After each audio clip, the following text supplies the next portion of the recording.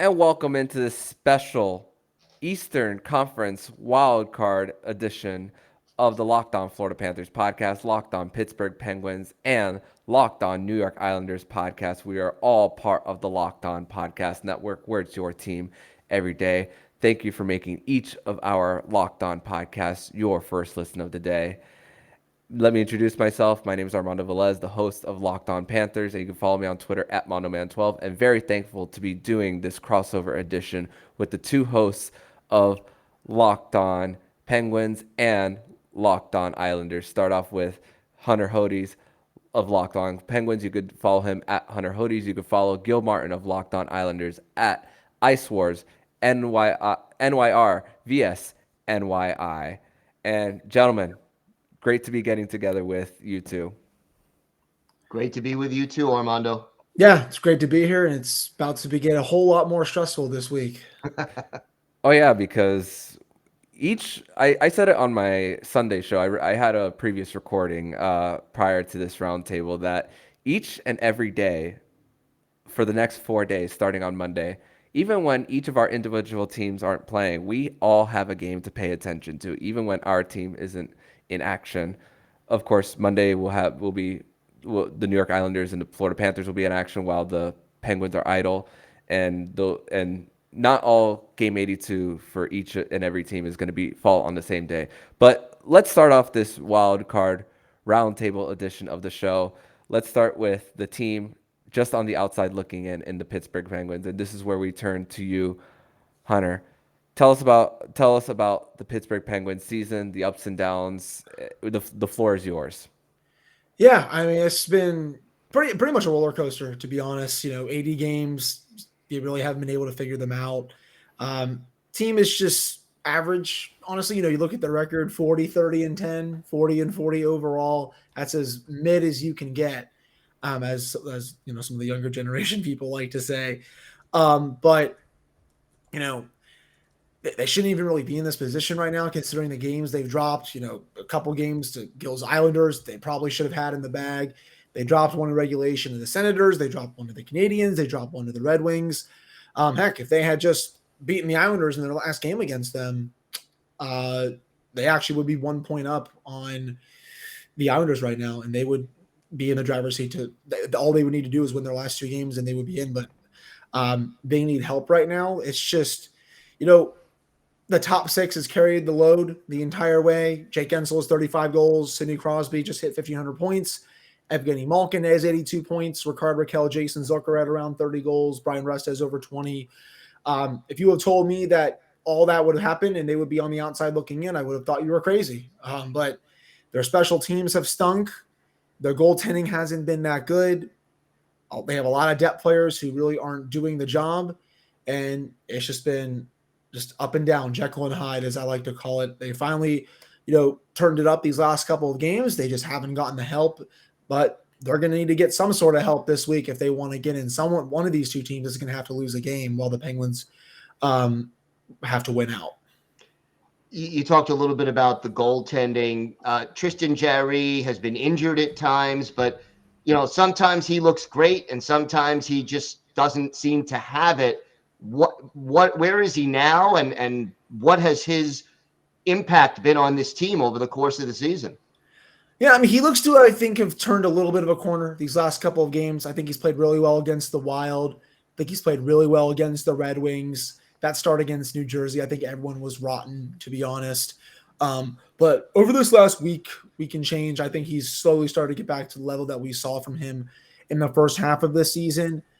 He's definitely battled his numerous injuries this season. One was the groin. I heard the last one was the back, I think, or I'm speculating that he's had a shot in his back, which is making him play a bit better. But he's definitely been turning around, which is nice. It stinks that he was really inconsistent during a good portion of the season because, it's no secret that the Penguins play better in front of him than they do in front of DeSmith. The data backs that up in terms of expected goals against per 60, scoring chances against per 60. They play tighter in front of their starter versus their backup. You figure it would be the other way around, but for some reason they play better in front of they play more tighter in front of their number one. But it's also unfortunate that Smith has had to play more games this season than Jarry. Usually that's not the case when you have a starter versus a backup. I think if Jarry had been healthy, maybe they're not in this situation, but it's definitely been a big point of contention.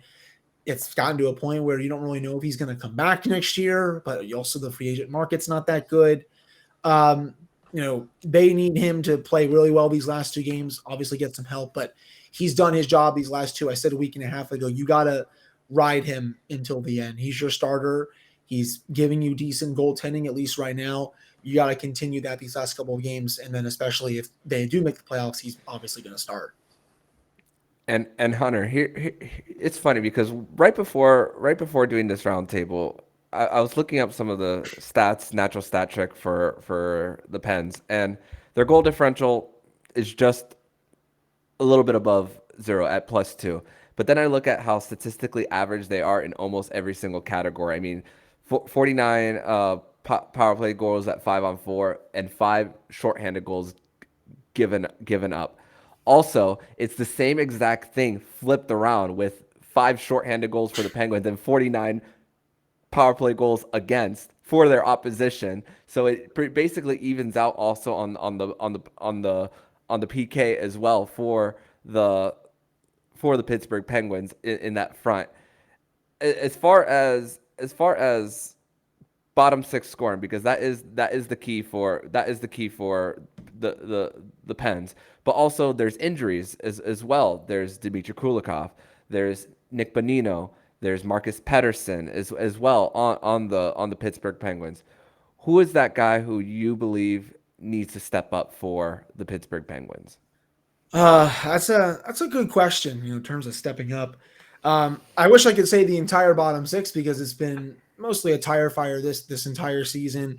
I would like to see Mikhail Granlund step up and show a little bit of a pulse. The Penguins paid a 2nd-round pick for him, and I think Ron Hextall got cleaned out pretty badly by David Poile, a guy who's retiring at the end of this season. Mm-hmm. I don't know why they made that trade. He really hasn't done much since coming over from Nashville. It would be nice to see him step up these final 2 games and, at least look the part of being acquired for a 2nd-round pick. It's funny, we've kind of gone at him all year. Jeff Carter's actually shown a little bit of a pulse these last few games. I guess it's just that time of year during the late stages of the regular season and into the playoffs. That's, I guess, when he plays his best hockey. Maybe he saved it for the end.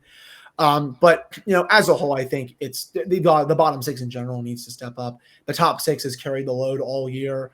I keep saying on my show, if the Penguins are able to squeak in here, I think it's probably one of the greatest accomplishments of this era is getting this very, very flawed roster into the playoffs, because the GM had a very easy job after bringing back the core at very discounted rates, may I add, and just lit salary cap space on fire and went out and got players who really have not fit the mold that well. So, I'm definitely looking at Granlund. I'm looking at the other players in the bottom 6. It'd be nice if Pettersson comes back on Tuesday. I've heard that's when he's targeted to come back on Tuesday against the Blackhawks. He's been their best defensive defenseman all year. You can make an argument that he has been their best overall defenseman this year, even ahead of Chris Letang, who is awesome, of course. But that's what I'm really looking at here, especially if they make the playoffs, because you need depth scoring to win. They've had that in 2009, they had that in 2016, and they had that in 2017. So that's going to need to change in a big way if they're lucky enough to get in here. It's going to be a tight race, and looking forward to seeing. It should be an exciting week for all 3 of our teams, no question about that. We are going to break down the New York Islanders next in this special 3-way wild card preview. So, but first, we're going to talk a little bit about FanDuel. Grand slams, no-hitters, and double plays are back, and there's no better place to get in on the MLB action than FanDuel, America's #1 sportsbook. That's because right now, new customers can step up to the plate with a no-sweat first bet up to $1,000. Just go to FanDuel.com/locked-on, sign up, place your first bet, and get up to $1,000 back in bonus bets if you don't win. And baseball season now been going on for a week. Check out the odds for your favorite team on the FanDuel app. So don't miss a chance to get a no-sweat first bet up to $1,000 when you join FanDuel today. Just go to fanduel.com/lockedon to sign up. FanDuel, official partner of Major League Baseball. And we are back here on this special roundtable edition of the Locked On Florida Panthers, Locked On Pittsburgh Penguins, and Locked On New York Islanders podcast. We are part of the Locked On Podcast Network. Thank you for making all of our podcasts your first listen of the day. Now we turn our attention to Gil Martin and the New York Islanders. So, Gil, the Lou Lamoriello kicked off the trade deadline 40 days, 30, 40 days, somewhere around there before the actual deadline. And of course, that was the chain reaction to every other team making their necessary moves for the trade deadline. Of course, we spoke about in the first segment about Mikhail Granlund, Dmitry Kulikov, and all for Hunter's side of things. But there was the big acquisition in Bo Horvat for the New York Islanders. And of course, signing that long-term deal with them. He said yesterday about how the environment's better than Vancouver. So already parting shots already for his former team. But the biggest question that I have for the New York Islanders is their power play. Since Mathew Barzal has gone down, I was looking at the span since, and the New York Islanders' power play has a 10% conversion rate since he's gone down. What do you think has been the issue with Barzal not being there and being the inability to score? Well, I mean, first of all, the power play wasn't that great even when Barzal was healthy. And Barzal was the guy who really skated the puck into the zone and set things up. And him not being there is, cutting down their ability to get established in the offensive zone and set up their attack. Now, I've been saying this on my show for most of the season. When you're on the power play, you have to do one of two things. You either have to pass the puck around quickly to try to tire out the penalty killers and find the open man, or you got to move without the puck and make the penalty killers chase you and try to get open. The Islanders don't seem to do either one of those things. So when you add the fact that they're not getting the puck into the zone as cleanly without Barzal, and they're not passing the puck quickly, and they're not moving without the puck, I mean, they're giving up almost as many shorthanded chances as they're creating with their power play right now, and it's a real problem. And if they do make the playoffs, it'll be a really big problem if they can't straighten this out. Oh, that seems familiar with where the Penguins are with their power play, which is just insane in itself. But, Gil, Ilya Sorokin, he's, I think me and everyone else here in this wonderful city learned who he was very quickly just a couple of years ago when he came onto the scene and just showed everyone why he's one of the best goaltenders in the league. How much has he truly meant to the Islanders this season? Because honestly, Gil, I don't think they would be anywhere close to where they are right now without his level of play. And honestly, he could very well win the Vezina with this form right now. Yeah, I mean, he without Ilya Sorokin, and this is no disrespect to Semyon Varlamov, who I think is a quality backup and probably could start for a few teams in this league right now, even at this point in his career. But without Ilya Sorokin, the New York Islanders are fighting for a lottery spot. I mean, this is not a great offensive team. They don't have a lot of gifted goal scorers. We know we've already talked about their power play. Sorokin keeps them in games they have no business being in. And then if you can get that magic number, 3 goals or more in one game, you've got a great chance of winning if Ilya Sorokin is playing even halfway decently. And going back to that span of when Barzal went down, Ilya Sorokin in that span is third in the NHL in wins. And there are 9 goalies in that span who have 10 wins. Ilya Sorokin is second in save percentage during that span, only behind Linus Ullmark. And Linus Ullmark has started less games. Of course, the Boston Bruins just clinched the President's Trophy a few days ago. They just clinched the all-time wins record or right before this recording, and he hasn't been starting as much. They can let their foot off the gas pedal, but it's impressive, really, how Ilya Sorokin is putting this team on his back and carrying them through. But one positive acquisition that I'm seeing, at least from the New York Islanders, is Pierre Engvall for them. I think he's been a little bit of a bright spot. And we spoke last season about how Kyle Palmieri has been a disappointment for the New York Islanders, but in this stretch, I know the depth as far as scoring isn't the best for New York, but Kyle Palmieri has also been stepping up in clutch as well. If you want to elaborate on what they've brought to the table. Well, it's related, the two of them, because they are on the same line with Brock Nelson, and that line has been the Islanders' most productive since they put it together about 2, maybe 3 weeks ago.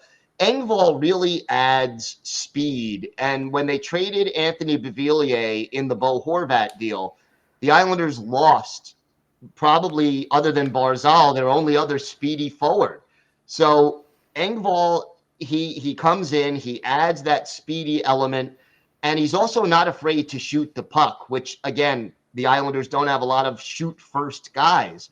So when you add those two elements together, and there has been good chemistry between Brock Nelson, Kyle Palmieri, and Engvall, I mean, that's been the offensive line that has carried this team, especially since Barzal got hurt, because up until 2 or 3 games ago, Bo Horvat has been invisible offensively. He does other things well, wins faceoffs, provides leadership, etc. But offensively, that line has carried the team. Pierre Engvall is an unrestricted free agent at the end of this season. Lou Lamoriello has to find a way to re-sign him because he really has been quietly a very solid addition to this team. Yeah, go ahead, Hunter. No, and I was just speaking of Gil. Just I think I noticed it a few weeks ago. I think a couple Islanders fans that I actually follow on social media pointed out. The Islanders were struggling a little bit. It might have been going into that game against Pittsburgh, that last one where the Penguins blew the 3-1 lead with about 6 minutes left. But since then, I feel like the Islanders, they've gotten back to being that a little annoying, pesky team to play against. We all know where Lane Lambert comes from, the Barry Trotz coaching tree. It looked like they weren't playing that kind of system for a majority of this season. And then all of a sudden, late in the year or the final third of the season, they just flipped that switch. And they're just like, oh, we're just going to go back to playing that style of hockey. And, Lord and behold, it's paid some dividends so far. Have you noticed that they've been, I guess, getting to that part of their game and, having – those 2-1, 3-2 games that, they like playing? I know obviously a lot of fans don't like it just because of where the sport is now with offense. But, have you noticed that the Islanders have kind of bored it down a little bit again? Yeah, no, they've gotten back to basics. Yeah. And I think the Barzal injury sort of forced Lane Lambert to say, you know what, we're not winning 4-3 or 6-5. We've got to play the defense first style. Earlier in the season, Lane Lambert tried to have the defensemen step up and take some more chances and get more involved in the attack, and it did cost them. I think that losing Barzal forced them to go back to the older system, and then I think the fact that although he's hurt right now, Alexander Romanov sort of got more comfortable in the Islanders system, played smarter and better in his own zone, and those two factors combined sort of help the team's defense solidify itself and keep it simple, stupid, right? The old KISS system, it's worked for the Islanders over the last few weeks. Yeah, and of course, Alexander Romanov, a trade with the Montreal Canadiens this past offseason as part of that stay-at-home defenseman. Of course, the New York Islanders re-signing Noah Dobson on that blue line as well as part of their moves or lack thereof during the summer, which the Florida Panthers are in a similar position of not making moves, but not in the same period of time as well. And that's a good opportunity for us to transition over to our third and final segment, where we're going to be discussing the Florida Panthers and the state that they are currently in. We'll be talking about that next on this special wild card Eastern Conference Wildcard edition of the Locked On Florida Panthers podcast and Locked On Penguins and Islanders. Welcome back to this special roundtable edition of the Locked On Florida Panthers, Locked On Florida Panthers, Penguins, and Islanders podcast on this special roundtable edition of the show. And now flipping the script to you guys on and putting me on the floor as far as answering anything you guys have about the Florida Panthers. Armando, where in the heck did Alex Lyon come from, and why is he doing this at the end of the season? Funny enough, it all started with their loss against the Ottawa Senators. It's actually before that. Rewind a little bit. It all started with their road win on March 20th in Detroit, where Panthers knew that they only had 2 sets of back-to-backs left. Okay, that win against Detroit put them in the first wildcard spot to begin with. Okay, cool. Everything's okay. You can rest Sergei Bobrovsky for a little bit for that game against Philadelphia, and you'll probably have Alex Lyon start one more. And we were looking ahead and thinking, okay, that second end of a back-to-back in Toronto and Montreal. Panthers lose four straight, go to Ottawa, give up 3 power play goals, and then the very next day, 2 days later, when they go against Toronto, as the month is ending, Alex Lyon is announced the starter, Sergei Bobrovsky's non-COVID illness, and here we are, six games later, 6 wins later for the Panthers. But Alex Lyon did start earlier in the season, towards late January. Actually, one of those games included was against the Pittsburgh Penguins in the 7-6 overtime loss. That was the second of a back-to-back. Yeah. Yep, Letang's game winner there. And with just crazy to think that we were just thinking Alex Lyon is only going to start 2 games after March 20th. Nope. Alex Lyon has taken the crease. He as far as the last game against Washington and then one against Columbus, he wasn't really busy around the net. But the Toronto game is where it all started for Alex Lyon as well. And of course, the game against the home game against the Ottawa Senators, where he saved 56 shots, one shy of a franchise record, which was set by Roberto Luongo back in 2002. But that one was in a loss against the Detroit Red Wings back in 2002.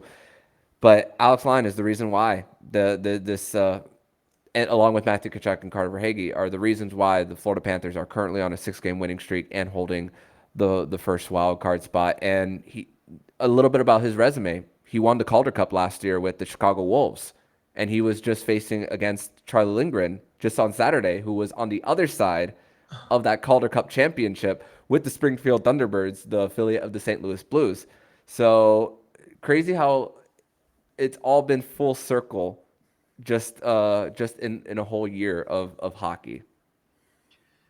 You know, the Panthers won the President's Trophy last year, but there were a lot of changes on the roster during the offseason. And they seem to have been inconsistent for most of the season, but now down the stretch, they have gelled. What do you think was the catalyst for this team sort of finally clicking at this late point in the season? Health.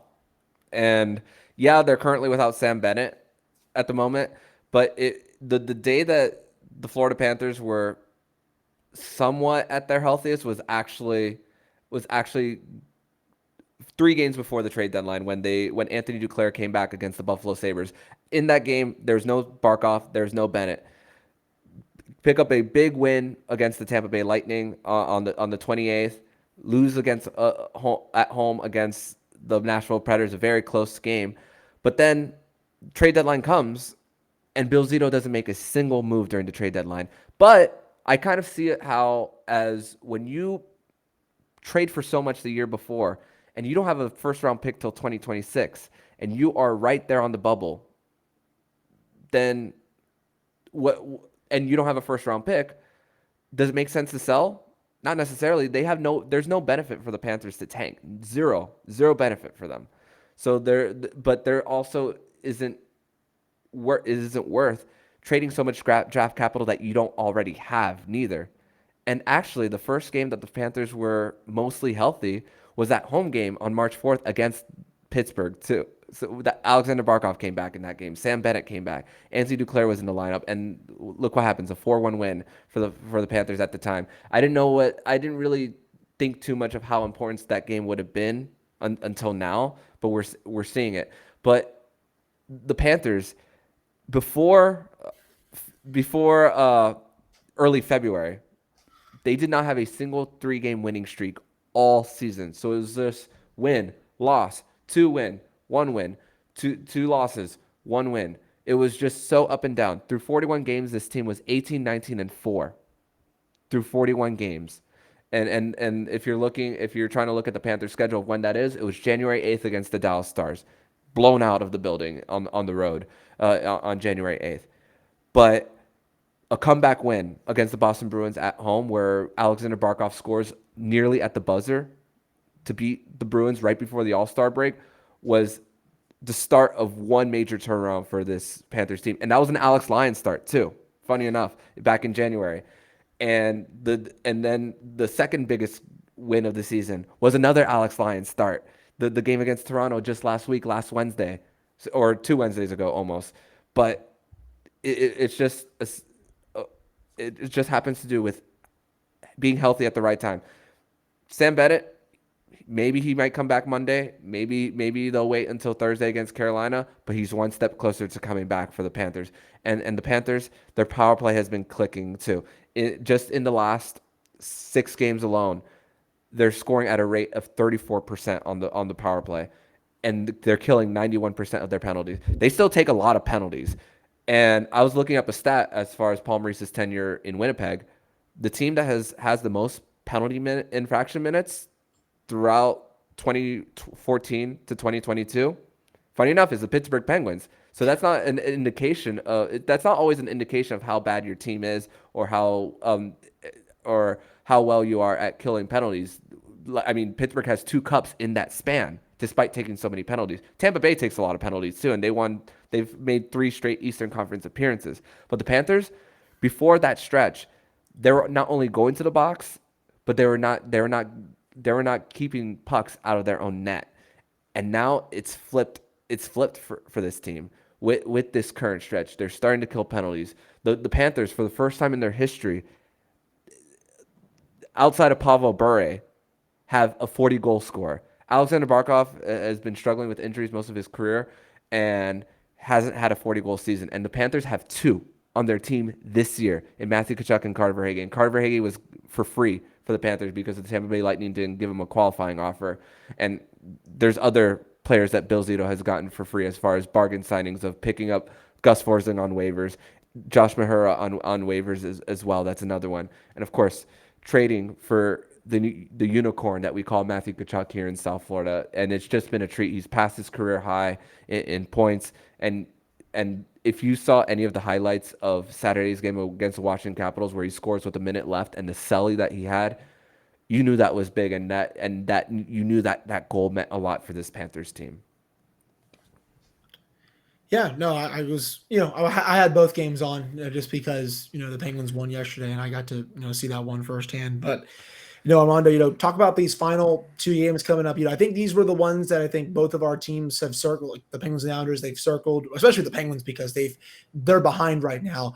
Everyone's circled these 2 coming up, the Leafs and the Hurricanes. How much do they actually have to play for? Toronto, I think, has to play their full team because they don't have any salary cap space to call up players from the Marlies.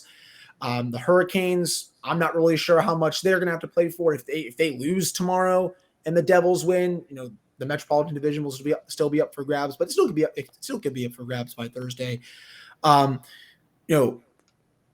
are you feeling, going into these final 2 against 2 of the top teams in the East? Because, the Penguins and Islanders, they end with 2 of the worst teams in the conference / the league, while the Panthers, they're going to, even though they're ahead of the Penguins right now and they're tied with the Islanders, I think if there's one team that's going to really have to earn it this week, I think it's them. Absolutely, no doubt. And I spoke about it on my Sunday show where the Toronto Maple Leafs gave Cal Yarncrook, Morgan Riley, and TJ Brody rest, but it doesn't mean that they're going to do it all around the lineup. And you made a great point about salary cap space, about the Marlies, which Toronto just signed one of their big prospects in Matthew Nyes from the University of Minnesota. So that's a big name to watch for the Maple Leafs in the future. But they have the toughest schedule of the three. There's no way around it for this Panthers team, and they did beat Toronto on the road a few weeks ago in a